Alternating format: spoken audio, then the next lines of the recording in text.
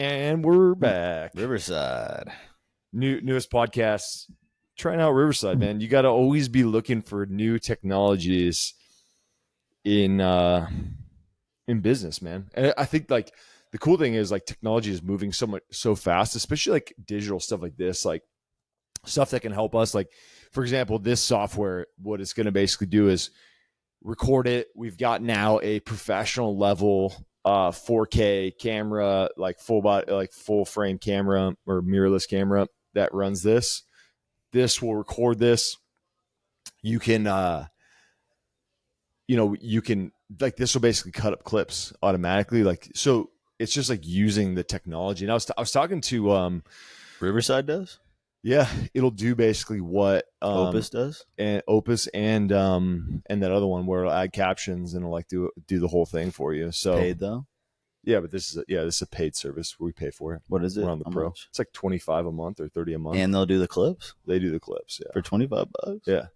Yeah. So like that's the power of harnessing and leveraging technology. And like I was talking to the videographer Alan, who came out to the Moment education course that we just hosted this past weekend, and I was talking to him about like being a videographer and editor, and I was like, I really don't see these technologies like getting rid of his job. I just feel like now he can actually operate like a full videographer shop would operate, because he can like speed up the development. And like, if you had if you basically used Riverside is like his contractor. Yeah. That you only pay $20 a month. Like Submagic is like, I cut the right shit and then it edited it and put the captions on. There's nothing special to adding the captions. Like, maybe adding some B-roll in there, but like you could, if you were really good, you could basically like cut up a Submagic clip and put in your own B-roll, yourself. So much faster than before. Yeah, exactly. So I think like leveraging technology is a huge piece of like business. And I think that it's interesting because like on the ride over here, I was listening to some stuff and they were talking about like, what was the phrase? What is the conceptual gaps that your profession has?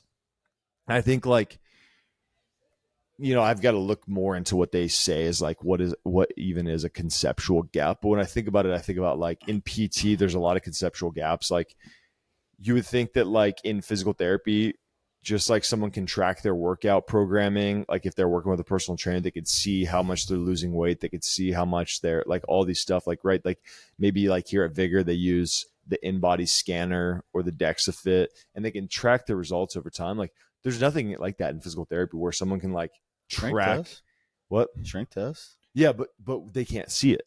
And so that's the conceptual thing. There is no platform in which they can see all of this data. Like I'd imagine most of these folks like at least give them a printout, right? Because like, for example, when I go to my pediatrician for my kids, every time we go, they print us out this paper, which shows where our kids are at on like height, weight, head size, all that kind of stuff in the percentile, and it tracks them along an arc and you could see how they're growing over time. Right. And that's a cool visualization. Now, the printout is one thing. I think that like the next level is like, hey, here's digital access where you can look at this 24/7 and like see what's coming next. What is the next phase? What's your plan for me, right? Especially if it's simple things like ACL. It's like, here's where we're going towards. Because right now, like in physical therapy, the plan of care is not made very apparent to most patients at most clinics. And so a lot of people don't even understand where they're going. They don't understand where they've been. Like I get patients all the time and I do what I think is a good job of showing people their progress. People are still like, damn, like I haven't made any progress. You're like, yeah, you have. Like, for example, I'm going to see someone today. I've been having your max plank. It's not a good test. Like it doesn't really test that much, but psychologically she had this back pain and she was like, I can't do all of these things. I can't plank. I can't like these are beyond my capabilities because I've had chronic back pain for so long. Said, well, let's see how actually true that is. So the first time she ever planked, I told this story before, but now we've progressed on this. She planked like 30 seconds. I had a long talk with her. I said, hey, by the way, people of your age can typically do this test. It was actually not a plank this time, but I was like, people of your age can actually average do 215. We rested 90 seconds. And guess what? She was 215. So it's like that was all psychological. So now I just have her plank every time. She went from like a 1 minute plank to like 2:15. The last time she did 3:21 on her plank. So it's like every week she's been increasing her plank time by a minute. And now she's like, holy crap, like I had no faith that I could beat my 2 something, and I just went almost a minute above it. So it's like that's something I've showed her now that she is making progress. So she is excited. She actually just texted me, hey, I've got a work meeting. I really don't want to miss our appointment today. I just want to let you know I'm going to be like sprinting over to the appointment today. And she even told me the other day, she said, this is the best part of my week. When I come into physical therapy on Fridays, it's the best part of my week by far. And I'm like, it can be done. You just have to make it like fun for the patients. You have to also like give them some sort of like feedback, you know. It's like that's in business. I think like if a PT clinic could create a system where they like show people where they've been and where they're going and like map that out for them in a way that's easy to visually look at. Yeah. I think that's a massive strategy for people not just dropping off because they have no clue where they are. Well, and I think that's kind of our goal, and that's where we come in, is like we've got to make that easier and more systematized for our PTs to do on a regular basis, right? Because what you're saying is like very individualized, and it's like, yeah, it's individualized for that person. But if we had this system where it's like kind of like we were talking, like every visit has to include this, every visit has to include this, where it's like, hey, on the first, you're going to pick a metric that you're aiming to improve. Like that was always my method in personal training, was like every session has a metric lift. Like we're not tracking your lateral raises. Hey, oh, cool. You know, you bumped up 1 pound, but we're going to track one of them, your bench press or whatever that compound lift is, because those are the things I really want to see you improve. And I'm going to always have that in there. And so that if nothing else goes well, at least I can show you something that's improving.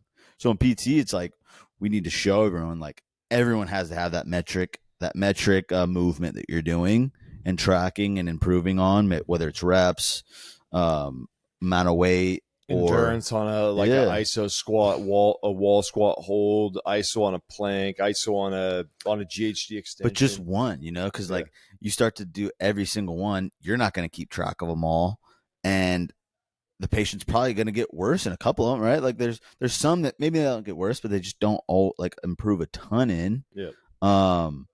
So you have to have something that you can always refer back to, like, and I think. So we need to do a better job of systematizing that and helping with that, and maybe even creating templates that you could show someone. And I think strength is the easiest way because we have all the strength stuff built out. And make it like if you showed them the spreadsheet we use, they'd be like, oh, what the fuck is that, right? Yeah, the graph is okay because it does show lines over time. But make it just like a cool looking thing, you know, that you would even want to post on your Instagram story. For sure. I think that would be cool. Yeah, because if you can include the social component into it, it's like, wow, that's so much more powerful now too. Because it's like now you're getting the spreading of the word of mouth, and people are happy to show their results. And it's like, here's my results. This is what I've been doing in PT. And then people are like, wow, I want that. I want to get stronger. I had ACL. I want to get my knee stronger. You know, my PT isn't testing my knee strength, and we get that all the time already, where people don't even like people figure out that we're testing strength, and then they want to come get their strength tested. But it's like, we need more people to know about, you know, and that's marketing, right? Making the unknown known. So like, we need to market the fact that, you know, we do strength testing. You get these printouts, we track it over time. And here's by the way, here's our improvements. Like we always see improved quad strength up to the standard of like return to sport. And we always know that when we get someone back to return to sport, that we have successfully progressed them back because we tested their strength and we know where they're at, and we've done all these other tests. And there you go. Value delivered but not perceived is of no value. So you might be doing all the right things, but if you're not actually showing them that it is working, they're assuming they're not getting anything out of this. And then also what you're talking about with like the plans of care and what the plan is, that's a good one to reduce like, actually I feel pretty good. Like I'm just not going to come in anymore. When you would be able to show them like, yeah, but you're only right here in the phase. And if we don't cover these things, you're not going to actually get to where you need to be, Yep. you know? Yeah, it's the holy grail. Is like some sort of plan of care tracker, and like here's what we still need to do. Like plyometric phase is coming, like sprint phase is coming, running return to run phase is coming. Like all these different What is things. your thought on this though? Like I asked someone this and I just got so many mixed answers, but like in my head, and obviously I guess it does come down to the person's goal, but in my head, everyone should get back to a sprint or jump phase. I mean, maybe the like, Well, it's going to look different for everybody, but I yeah, think there should be some sort of like plyometric esque thing, right? Like even an older person who's in their 70s should be able to like step down and do like some sort of depth drop, because like they're going to have to step off a stair and they might need to get off like a high surface. They need to be able to absorb force. And so it might look different. It might not look like running, but it might be like what we've talked about this past weekend, which is like it might be like a forward lunge and be able to accept load into that position, because that is a strategy to catch yourself when you're falling, is to like be able to lunge. And so that could literally save somebody's life. And I've seen, I mean, dude, multiple people in my life have like fallen and not been able to get their leg forward fast enough, and they end up hitting their face on the ground and end up doing massive damage to their jaw and teeth. And so it's like you want to make sure that like your clients have progressed fully back to a safe level. And this is a whole nother conversation probably for the High Def Performance podcast and not CashFlow Clinic, but like we're doing people a massive injustice and we're leaving business on the table by getting people out of clinics too fast when they're not prepared. And I think a lot of this is because even physical therapists are not measuring, they're not using statistics to justify their progressions. The only thing they're using is time. well, that's why I like standards too. Yeah. Where it's like, hey, like the calf raises is like if you can't do 25 of these, you're not cleared. Yeah. We have more work to do, and I think that also creates buy-in because like it's goals. I'd be like, shit, I do need to come back here. Yeah, it does feel better now, but I can't do the shit. And there's no fudging, Yeah. And that's where like people try to fight. Like we've had people try to fight the strength. Oh, this can't be right. This can't be right. My strength. No, it is right. This is research backed. Like you can't make these numbers work for you in a way that does, like, fine, discharge yourself, but like I'm telling you that like your likelihood of re-injury is high. Yeah. And it's like most people, they get these and they want to do the strength. They look forward to the strength days. And like, I mean, I had a patient who absolutely crushed all of his data. We did a full return to sports battery. He felt super confident and was able to go back to skiing and was like absolutely crushing, and texted me like, "Oh man, this has been awesome." And he enjoyed the entire process. And because he was a goal oriented guy, he was competitive, and like he knew what the numbers need to be. I showed him what the tests were 3 months in advance. He trained for the tests, which by the way made him really strong. And then he went and did the test and crushed them, and he felt really good about himself. And that was like a highlight moment to like show, So it's like if you can create those moments in your business for your customer, you will be successful. And I think that's how you moneyball PT is. Yeah, there's other ways, but I think that's one way is like, guys, we know what people want. We know what they see as valuable, right? Data. Yep. Results. Like if you can find ways to always be getting that in front of them, that's what the gym industry's done so well, right? The Orange Theory, splat points, like all that shit is in your face. You think they just, I don't know, we should do this? Like, no, they know what people are looking for. Yep. And they make sure to hit on it all the time. There's so many things. There's all that research like people are more likely to drop off in the third visit. So we have to do things before that third visit or on that third visit to make sure that they're bought in. Like there's so many things you can do to systematize this to where it's not just a random like, I hope this works out. Yep. I hope they like me. It's like, no, you'll have your one-offs, but there's so many little things that you can do. And that's what we're always focused on is like, how do we continuously build that in to the practice so that it's not guesswork? Retention is not guesswork. And it takes a lot of effort, time, a lot of training. It's like, you got to get everybody on your team on board, because if a few people aren't doing it, it starts to drop off. And especially like your directors of your clinics have to be on board with these kind of things to implement these changes, because like we also have to measure and track and make sure it's, it's actually being done. And so yeah, I mean, that's the greatest differentiator I think in business, which is like, are you willing to do the work or are you not? Like after this podcast, I'm going to go and implement a new process for PTO requests. Like that sounds boring, but guess what? Like it's a complaint among people in our company. So I'm going to improve the process and make it much better and much easier. And that system is going to be solved. And like every single day I come in, find a problem, solve it. It's like literally like people who want, like, I think people that want to become entrepreneurs, they see this life on Instagram of like, dude, it's so sick. I'm gonna be like on the beach with my laptop. I think I even had that thought where I was like, dude, I'm gonna be in Hawaii someday just working from the beach on my laptop. It's like, that's not really what it is. It's like every day you go and try to like you're like an inspector, dude, like a building inspector. Like, oh, this wall sucks, got to build a new one here. Oh, you rigged this electrical outlet incorrectly, got to fix this thing, right? Like you're just inspecting your business every single day and then making the changes. And that's the stuff that's super hard for people to want to do over time, because it's like, it is annoying. Like every time I'm like, oh God, I got to fix this boring system. But it's like, that is what makes you successful. And same with these things. It's like, it's not fun to build out a spreadsheet that's going to like, it's hard work. It's like, it's all these things, but it has to be done if you want to be successful. But that's the greatest thing, is like, I feel like me and you are willing to do that stuff. And that's like been one of the greatest differentiators of us, is like, I don't do my best and I don't do what I like. I do what must be done. And that's like, if you can just take that mindset over and over and over again, you can be super successful in business, because most people just want to do the cool, fun shit. And those who are willing to do the boring work and like the tedious stuff day after day after day, I think will be successful. And I have to remind myself every week where I'm like, this is actually what makes the business successful, not filming some cool reel that gets like, 100 saves.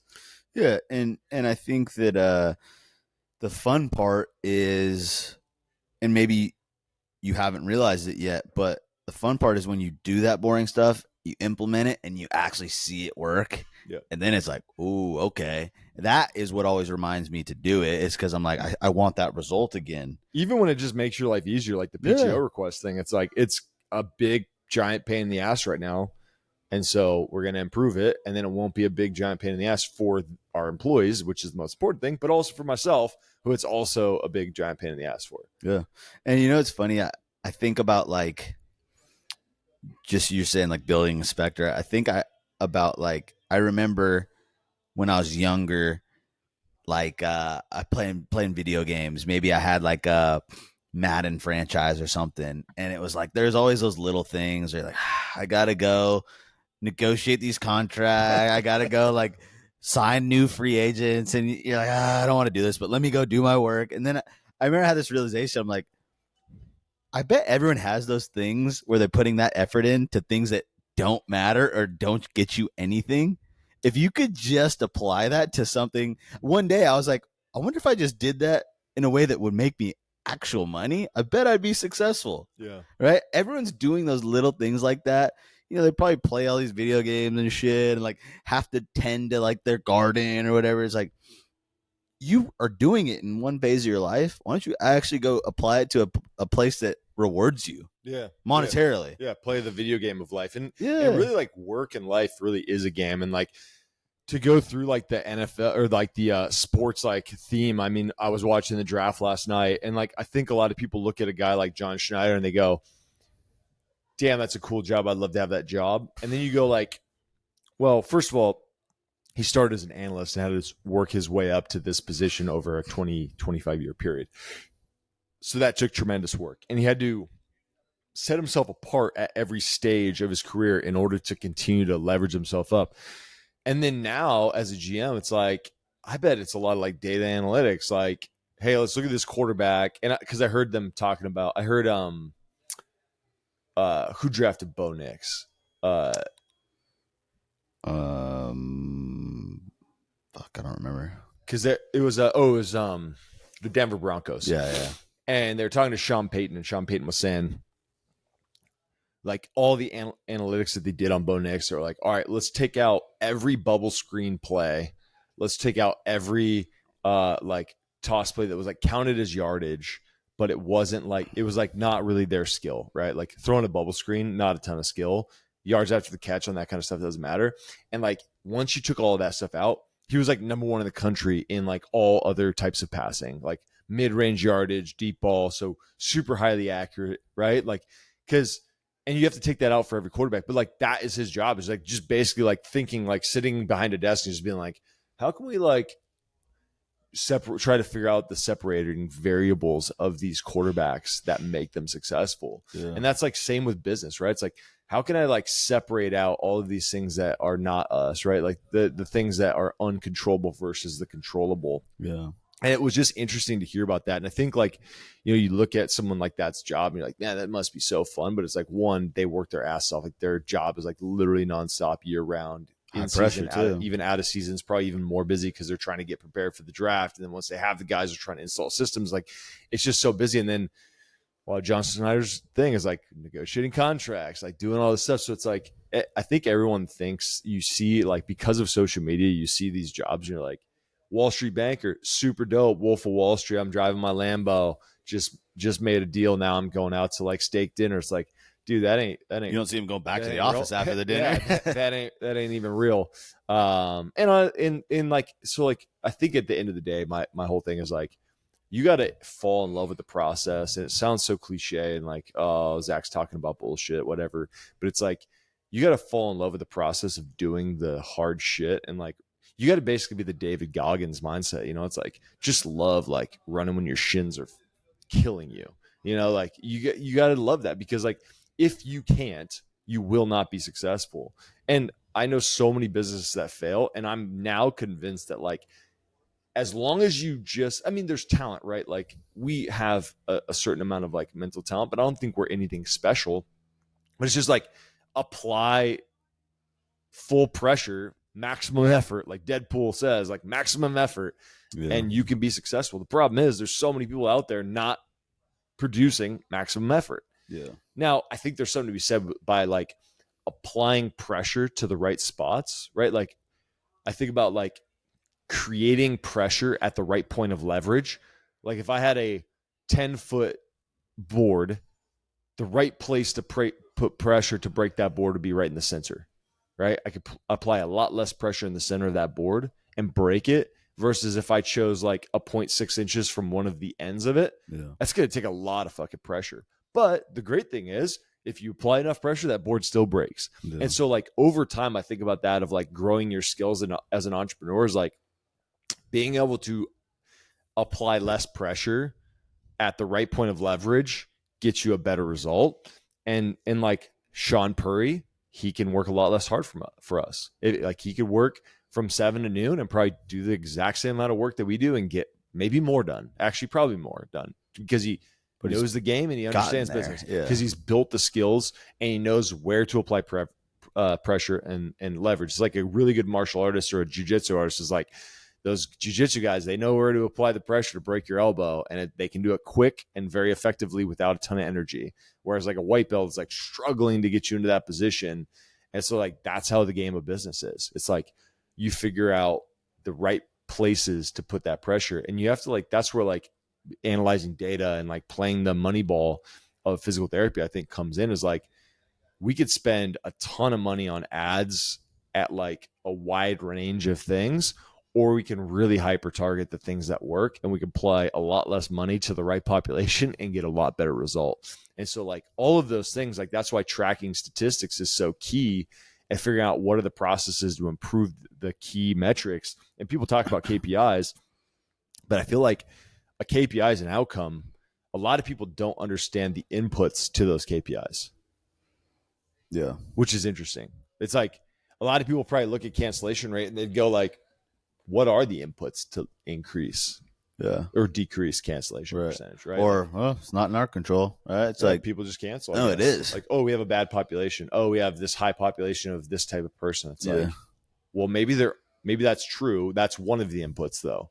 And maybe there are other get them inputs. out. Yeah. And then you got to figure out the best type of inputs also because some inputs are easily changeable, right? Like for me, something like cancellation percentage is highly impacted by front desk experience, ease of access to appointments, like ease of changing. Like we see people all the time who cancel and then cancel their appointments. I mean, we don't see it. Like when people do this, it's usually because it was like hard to get an appointment, and then it was like hard to cancel the appointment, and then they're like, just screw it. I just take them all off because I don't want to have to deal with this anymore. Yeah. So I think like creating ease of that, but like also relationship and like their trust in their provider. Like we see that the providers who we have in other companies that we know is like the providers who create a better interpersonal relationship with their patients have a lower cancellation rate. So like there are many inputs. You just have to be able to think through these things for your KPIs. You also have to think about like what are your key performance indicators and why do you have them? Like we've changed ours quite a bit. Like we no longer have cancellation percentage. We have like arrival rate.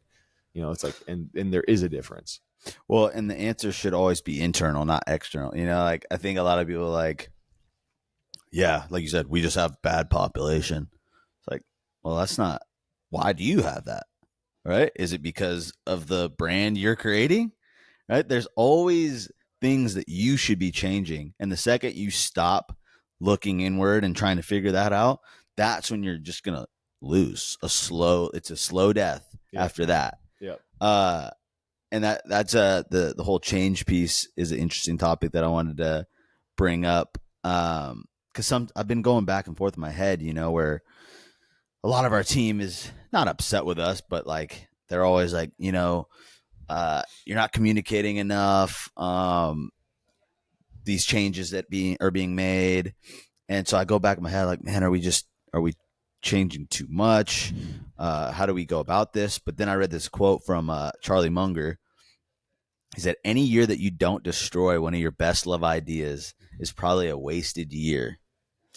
And so that validated that we're not changing too much. No, is that from Poor Charlie's Almanac? Yeah. That's a good book. I've only like in speech 3 right now. That's a good one though. Yeah. I like that book. I mean, there's a lot of high level, but then it brings it back down. But I think that just shows you that like, don't be married. Like people will marry ideas and much rather not admit they're wrong. We should put that quote in our monthly newsletter next month. That should be like the start of the newsletter. Yeah. Because that is the tough thing, and people don't understand that like that is our advantage, is a tactical mobility that we have. Like we are nimble as hell, which is good, because if something sucked, like for example, go back to this like PTO request, it's a little thing, but if it sucked, like a big like publicly owned company may take a year to roll this out. Like I got feedback on the quarterly reviews that we send out to our employees, and I'm changing it. It's like, there we go. New process. Sorry, it's going to be in an email. Now, I think there is a balance of like, I sent out an email the other day. I CC'd Eliza on it, and she was like, yeah, I really appreciate actually like hearing all these updates. So I think like more than just the monthly, like big, like raw things, we need more like from Gmail, like, here's what's happening. By the way, here's what we're doing. Here's what we're thinking.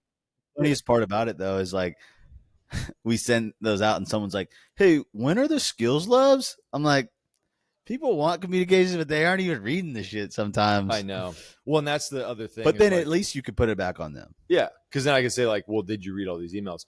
Because that's the big thing, is like people are saying like, you're not communicating changes. Is like, yes, we are. Like it's in there. You're just skipping over it. Yeah. But I think like, obviously we can all be better communicators, and that's what I always strive to be. And I think like, I think of like investor updates, like shareholder updates and stuff like that. Is like, we do that now basically on a monthly basis. But I think like, because we have such a small team, and it's great, I think it's actually a positive sign when people ask for more communication. Yeah. Because people want to be more involved. Yeah. If people were just checked out and said, fuck it, I don't really care anymore. Don't care. They would not be asking for more communication. They'd just be like, dude, I don't even care, because I'm not interested in what you have to say. For sure. So I think it's like, it's actually a good thing that there's more like requests for communication. But again, like, I think that's tough. And I think a lot of people that are listening to this, like that own their own businesses or managers or even employees of businesses, like it's hard to communicate everything to everyone, because at this point now we have 20 people that we got to tell about every single little thing that changes, and like this change, that things change fast. It's like people feel like, oh, you just told me about this change that's happening. It's like, well, dude, I just hired a VA on Wednesday. I told you about it on Thursday, and I didn't even plan to hire that VA until Wednesday morning. Like, I Like, told you you don't that know what's going to yeah, happen, exactly. right? Like Like, we don't know how these things move, but we get like one big problem. And it's like, I think I want everyone to understand that, like, from a certain aspect, like everyone should be involved in like understanding the decisions, but like some stuff is just above what you need to know and worry about, right? Like, you don't need to worry about the reasons that went into why we hired a third VA. Like, that just is, it's just not within like your need to know scope for certain people. For certain people it is. and I'm not going to run with the process that's clearly not working just because, We already did it. and I don't have, like, just because, oh, well, it's going to take too long to communicate it, so let's just keep doing it. That's what big companies do. Like you said, companies will keep a team doing something for a year because they don't have the resources to communicate it to everyone else and do another plan, but we do. Yeah, and I never want to succumb to like sunken time or cost fallacy, where it's like, oh, we already committed to this one way of thinking or this one strategy of doing, and now we must do this because we committed to it. It's like, I think people can view it as wishy-washy, but what I'd say is like, view it as nimble and reactive. Like, Yeah. we are reacting in a day-to-day environment, and that's why we're successful. We don't ignore problems. And Yeah. I refuse to let problems simmer below the surface, because we know what happens when someone gets upset with something for so long and they tell you about it and you don't do anything about it, then it that drives a way bigger problem than if you just address problems quickly, and maybe you don't make the perfect solution the first time. You might need to iterate like 3 to 5 times, but at least you're trying to solve a problem. And so I'd rather have that complaint of like not enough notice on communication than the complaint of like what you I know that we would get on the other side, which would be like, you guys never listen to my issues and never make any changes. Right. Because that is what we hear from people all the time, which is like, yeah, like I feel like I'm not heard. Or yeah, nothing ever changed. Because we don't hear that in our company, but we hear that from like people we coach, is like, yeah, like, or people that we hire that are like, yeah, I just felt like nothing I ever said was listened to. All just lip service. Whereas Yeah. like for us, it's the opposite. Like, you told me this, I went and changed it. Yeah. Maybe I didn't alert you that it changed, but you said it, and I said, "Yeah, perfect, cool, we're done." But like, I'm trying to get better at that. Like today, For sure. when I change this process in QuickBooks, what I'll do is I'll send out an entire email to the team, which will lay out the steps on how to do it, For like sure. this and that, and like, It's just got to be a part of our process that we're adding in. But like, I just loved the quote because he said like, one of your best loved ideas. Like, we have ideas every day. We're like, ooh, we should freaking do that. That sounds so dope. yeah. We got to do it. That's going to help so much. And then you start to play it out and you're like, oh, now I see why. But I read another quote from Cody Sanchez. She's like, one of her like best mentors said, the reason I was successful is because I've made 3 mistakes and found the actual path that worked before you started the first one. Mm-hmm. And I think that's what we've done well, is like, dude, how many iterations of this VA stuff have we done where every other company is like, yeah, we should look into that. Yeah, like everyone's like, yeah, we should get VAs. I'm like, dude, we've had 5 different VAs from 3 different sources, and we've had Doing different we things. literally hired someone that we trained for 5 hours, and we're like, dude, we got to bail on this one. And not that we're like again, it sounds like, oh, these guys are fast to like just like give up, but it's like, no, we're just like, we're really taking in the information. We make tough decisions quickly, because I think the biggest strategic mistake that people make as business owners and entrepreneurs is they sit on things way too long and don't make the tough decisions quickly, because tough decisions are hard to make. And, Yeah. and same with like tough conversations. Like, I don't ever let information brew over time, because like I want to make quick decisions and like address issues before, like before it becomes a problem. Like catch the cancer at stage 1 versus stage 4. Like I don't want to be treating these really systemic issues that have just like developed themselves within. Like I try to catch any little whiff of anything and be like, nah, this has got to be addressed immediately. Otherwise it becomes a cancer. And so like that is the goal. Is like we have to figure out these issues and then address them really quickly. Fast movers, like that's the biggest piece. Yeah. Do we have time for one more topic? Yeah. Okay. I was thinking about this because it's interesting because I'm like doing a little bit more treatment these past 2 weeks. And people always ask me, like every one of my patients, like people I meet in business, like how much are you treating now? Like it goes up and down, it fluctuates, but I'm treating obviously way less than I was before. And I feel like now, right now, even with the amount of patients I'm treating, it doesn't interfere with my business, my ability to work on the business. Because like it's like a 2-hour block here, a 2-hour block there. It's like not that much. But I want to like talk about when to transition from working in your business to working on your business. And specifically, I want to kind of like go through some of the questions. It was interesting when Andy was here, we did the 9 a.m. like business Q&A, and I didn't really think I was going to be involved, but like he, seemed like he really wanted me involved and like was asking me questions, which is fun. Like I have we have a different, like I have different ideas and you have ideas and different ideas from him. We're also and we have in a different business. We have a very different business than what he has. And so I think it was interesting to think, and like, obviously both of us used to work in our business. Yeah. You started working on our business much sooner than I did. But what are your thoughts on like, when to make the transition? Yeah. Like for the people who are listening right now, who are like, yeah, I own a clinic. I've got 3 providers. I'm one of them, or maybe 3 others and me. And I'm trying to like figure out like, when do I jump out of care? I mean, I think you have to figure out when you are more valuable during which process, right? Like at some points of your business, you are more valuable making the money. Yeah. But shoot, dude, if you have 3 other providers, you gotta step out. Yeah. But you also have to have things that you're gonna do, right? Don't just step out. I think what a lot of people would do would be like, oh, what now?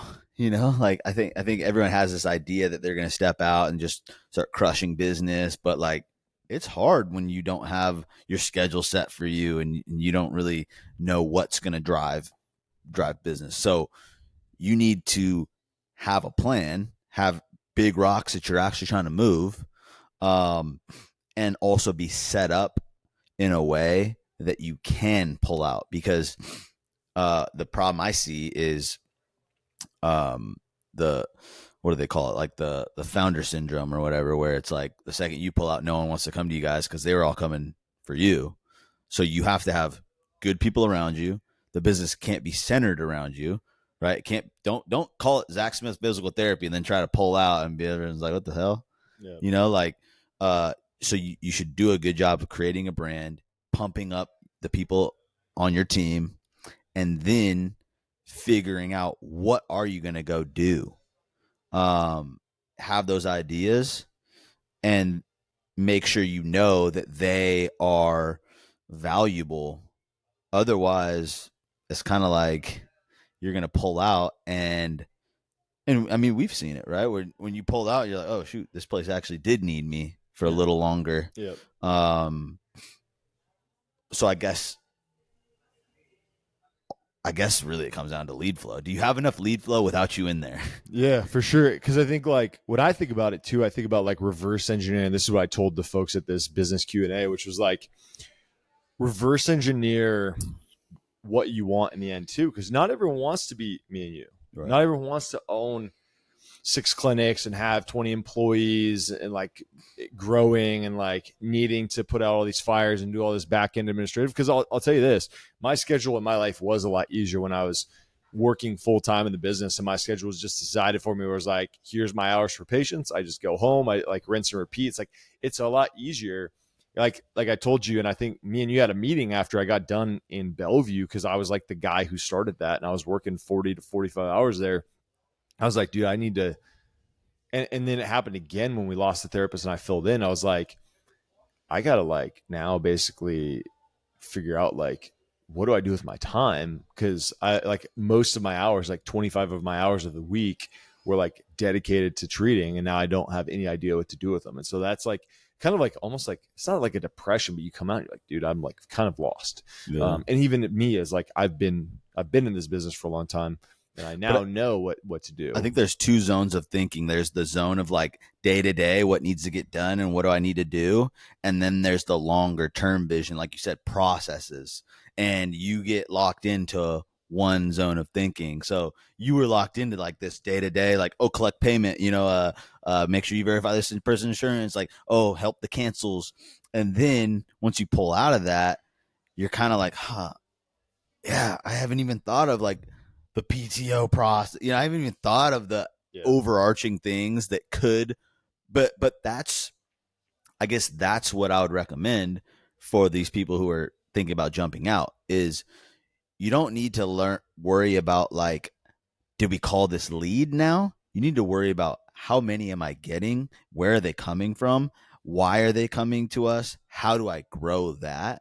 That's a whole different set of actions you need to take and a whole different way of thinking that you need to start developing. And I think that's what most people probably will struggle with when they pull out. Well, and that's also the tough part too, is like, if you're full-time working in your business and not working at all in your business, you definitely should back out some. I don't personally think everyone should back out 100%. Especially if, like for me, I enjoy treating. So like I actually need some because like that is how I also relate to our physical therapists on that level. And like, But I actually remember, still enjoy doing it. remember when you pull it out a little bit and then it was like the revenue was going down and we're like, what are we doing? You're just sitting. We're like, we don't know what to do, and revenue is going down. You should treat more. Yeah, I because think everyone's going to run into that. that's what I was about to say. Is like there will never be a more profitable service than the one that you provide as the owner. Yeah. Because like if I have to pay a therapist to see this person plus their benefits and their PTO, all that stuff, I'm obviously less profitable per visit than if I'm just paying myself to do the same thing. And so you'll never have more profitable service than the owner treating. And so if you are like us and you want to bootstrap everything and not have to borrow money, that is the best way to earn yourself money. Like when I treated in Bellevue, I built a bank account because I didn't take any money out and I treated for essentially free and built a bank account, which gave us a runway to be able to hire more people. So like I didn't have to borrow any money to hire people or buy equipment or whatever, because it was then bootstrapped from then on. So Now, it's up to you. yeah. Now the initial startup was, but I don't want to misrepresent that. It was bootstrapped from partner or borrowed from partners. But our other clinics like that we're opening right now in Issaquah, that's completely bootstrapped. And it's like, if you were really worried about it, like I could jump back into care, start seeing more people, and I could use that money to leverage that to like pay that therapist in Issaquah to build up. And it's like, that's if you couldn't take the dip. Now we're large enough where like that dip doesn't hurt us. But in the beginning, you're like at one clinic, two clinics, whatever. It's smart to keep yourself in. Plus, obviously, like you're the one that's going to probably, hopefully, if you're the owner, you're driving the most Google reviews. You're like taking best care of the business. You're taking care of the patients. That's the goal. But again, like Mitch said, you have to have really good people around you. So you got to really be self-aware that you want to hire PTs that are better than you.